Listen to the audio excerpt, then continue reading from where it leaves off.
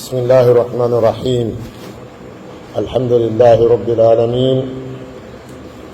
نحمده سبحانه وتعالى ونشكره ونصلي ونسلم على سيد الأولين والآخرين وأفضل المصطفين نبينا محمد عليه وعلى آله وأصحابه أفضل الصلاة والتسليم. وبعد يجي الله تبارك وتعالى إن دونك النبي ميد محمد صلى الله عليه وسلم يا الله تبارك وتعالى بير جمع كسيدو مبه كان بهم ببلغو مبه وندي مبه بين وحسنا ka deftere meɗen salatul muslim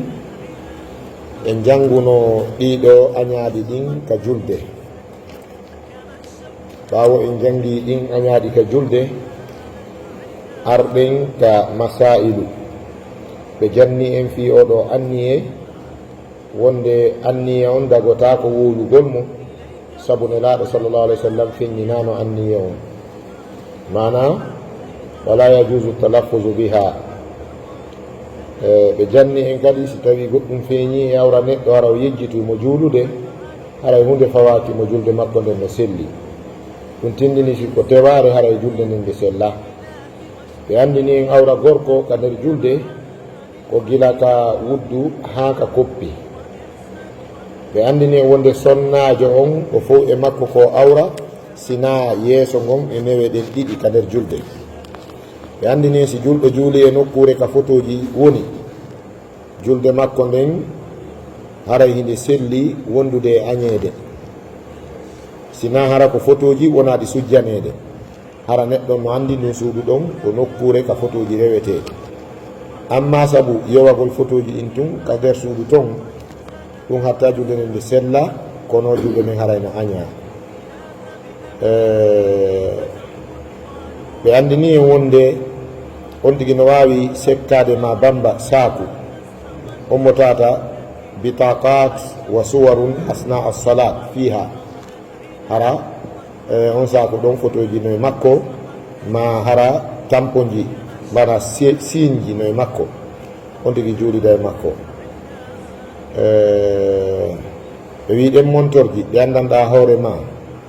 eno waɗa kalisi e majji, ma ɗum photoji. so tawi photoji ɗin ko croix on sali bon, haray no harmi, hara ko croix woni e montor on comme décoration, ɓe maki yahrumu lubsuha fi salati, haray no harmi wattagol on montor ɗon ka nder julde. e ko wona kadi ka nder julde, wono tapiji ɗin iɗen hani darde, so tawi croix on no desina e majji, haray ɗin ɗon sangendi ma hippendi ɗe ɗen juula. wono montorji ɗin e koywa muɗum, saabu croix on ko symbole annasarankoɓe ɓen. ko ɗum waɗi ɓe wi aray wa yajibu tamsul wajhi, ma ɗum taƴa hoore croix on ma photo on itta e daɓɓuni nimma montor on, on tuman wawa julde. ɓe addi en ka toɓɓere jeetataɓere, hino harmi raf'ul basari ila samai asba as-sala, ɓamtugol gite mum ɗen darata asama sanga woni e juulude. daarigol dow, townugol hoore nden dara dow, hino harmi ka nder julde. bal si tawi townugol gite ɗen dara dow ngol woni duumande,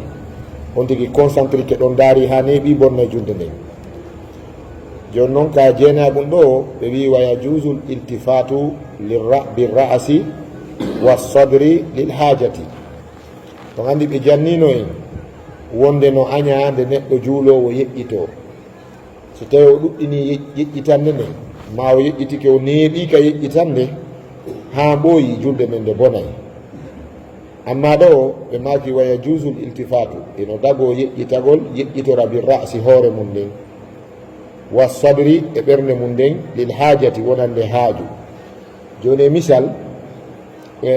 hendu no tappude bafal ngal ɓaawo maɗa, fiya andu si ko goɗɗo woni ngal hunkude ma hendu yeƴƴitora hoore nden, fiya andu. so tawi ko goɗɗo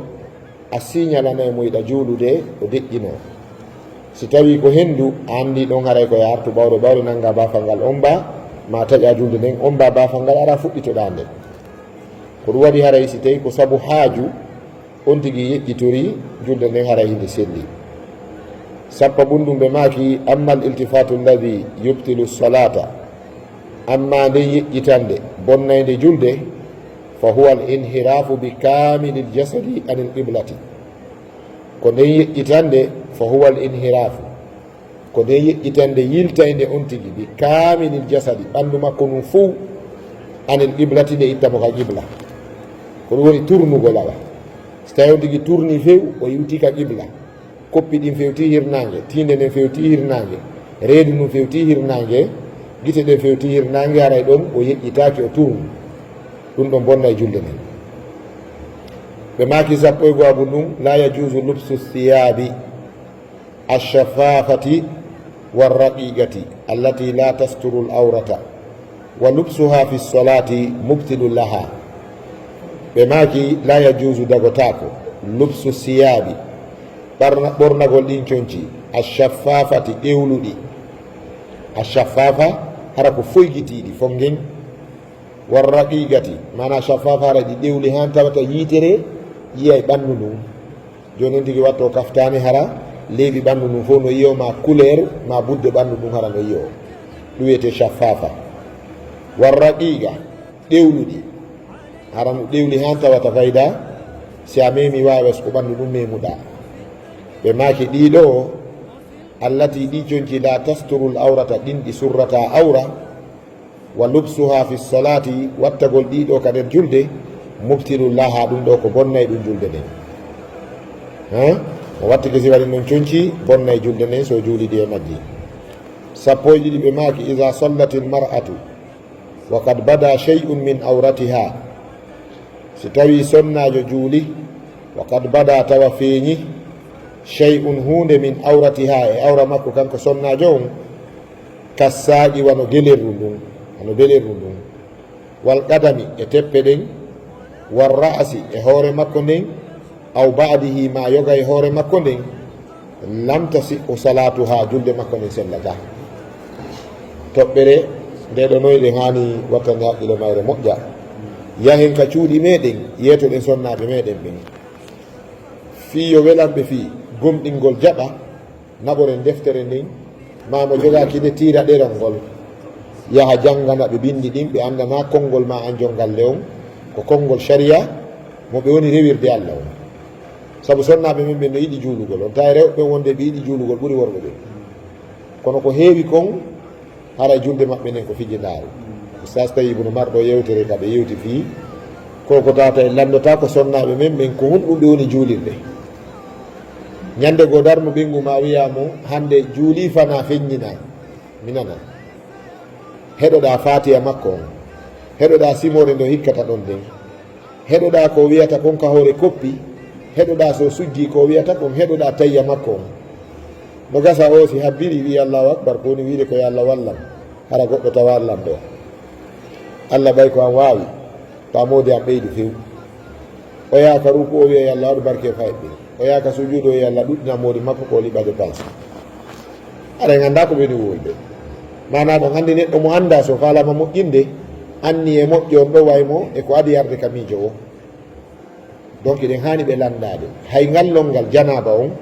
eɗen duwa lotodade e maɓɓe lotoɗa ɓe yiya ma wiya ɓe looto yiya tan fankidu e maɓɓe tun kamɓe piiji ɗin fof ko gunɗo ha heɓen nambara e dow meɗen saabu en landitorto fi maɓɓe yawma qiyama ɗo ida sallati l mar'atu si sonnajo juuli wa qad bada shay'un tawa feeñi hunde min auratiha ka awra makko tere ɓandu makko kassaaƴi wano belirru makko ndun wal qadami e teppe makko ɗen wal ra'si e hoore makko nden aw badihi ma yoga e hoore nden wiyen wano nowru ndun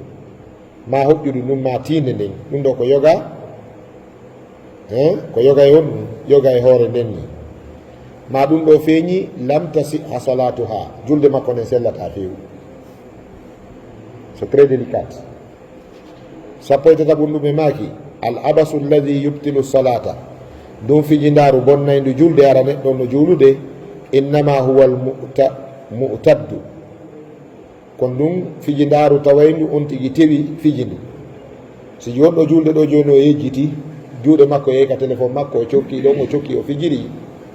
o anditi tun o yitti juuɗɗen e dow ɓiɗagol ka ɓernde e tuubugol ka nder fondo makko aɗa juuɗe nden no selli saabu o fandanaki ma koccuri nin ko ɗum waɗi ɓe wiyay almamijo na yo juutin ha julde nden wona yo raɓɓini pot, sabu si juuti pandi haqqillaji buyi iway e julde nden ɓe fijira goɗɗum ko ɓe jogui hara ɓe anda. si raɓɓiɗi kadi pot ɗum ɗon kan a bonnayyi julde nden fewi. donc fabtaki bayna zalika sabilan, yon tigui jogui to hakkude ɗon laawol, juuta ha raɓɓiɗa pot. joni noon ɓe wi fijindaru bonnaydi julde ɗum innama huwa al mu'taddu, ko nden julde nden fijindaru fandanandu kawnuhu abasan kasiran, tawa noon ndu laatike kadi ko ndu fijindaru ɗuɗundu aran tigui neeɓi e mayru awa fijiri koccuri ni ha neeɓi ma cokki téléphone o ha neeɓi. fi itiqadi al musalli hara fijindaru ndun hino ka fondo, ka fondo ka fiɓande neɗɗo juulowo. fa iza takada al musalli, si kanko juulowo on o fiɓi anna abathahu kasirun, wonde fijindaru ko fijiri konko fijiri kon ɗuuɗi, wakat tawala hara jokkodiri kadi neeɓi, fa alayhi an yu'ida salata, no fawimo nde fillito julde nden. mana so tawi a fiɓi ka ɓernde ma wonde fijinaru ɗum juuti jokkodiri kadi neeɓi, hara ɗon fillito julde nden. in kanat faridatan, so tawi laatike julde nden ko farilla, wa alayhi tawbatu, ara no fawimo tuubugol min zalika ɗum konko waɗi ɗo. ko ɗum woni tuubugol ngol na yo yoɓitudu de, ko yo jeeju Allah kadi o yaafino, o insino o jeeja Allah o toromo yaafuye, o ɗuɗɗina naafe. wa nasihati, ɓe maki laaɓal reedu maɓɓe ndun kamɓe honɓe Fahad bun Salihu Suwaili al-alimu al-allama, ceerno on ɓe maaki. wa nasihati, laaɓal reedu ngal li kulli muslimin wa muslimatin, komi laaɓanta kala gorko julɗo e gorko julɗo suddiɗo. wal inayatu bis salat, ko yen toppito julde nden. ɓe maaki laaɓal maɓɓe reedu ngal ɓe faala e wiwde al inayatu bis salati, yen wattan haqqille nde julde, mana yen toppitode yen reenude, soyons prudents avec la prière, mana renende toppitoɗen nde.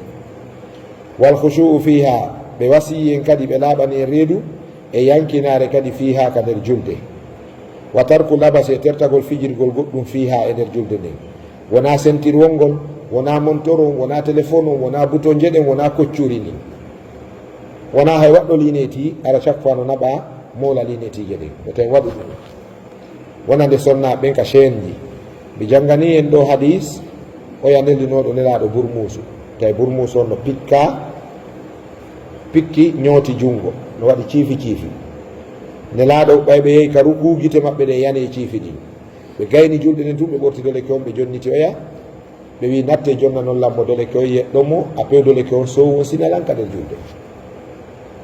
mana ɗum ɗo ko renare ni fi toppitagol julde nden. ɓe maaki wa tarku labasi fiha, e tertagol fijugol ka nder julde. wa in qalla, haysi fijindar no fandi, haysi ko seeɗa. li isami sha'ni salati, sabu mawnugol fiyake julde nden. ɗum en janngino ɗum ɓaawo ka ko nde julde aɗete hasbeede e golle julɗo fo yawma